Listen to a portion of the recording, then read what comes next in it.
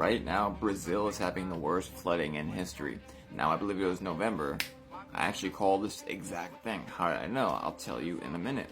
Anyways, there's 13,000 people affected right now. And again, this is the worst flood that's ever hit Brazil. Ever.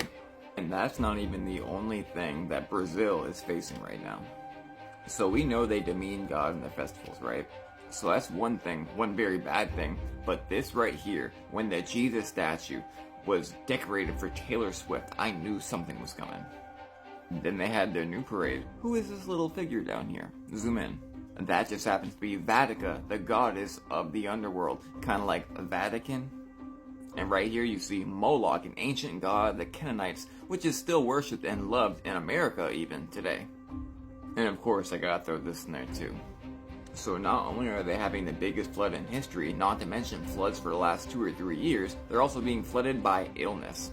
Rio declares dengue emergency as Brazil gears up for carnival.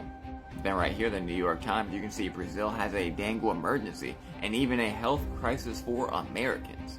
Now, I've been showing you guys all the disasters that keep going in Brazil, and it's only going to get worse as they continue to demean and blaspheme God.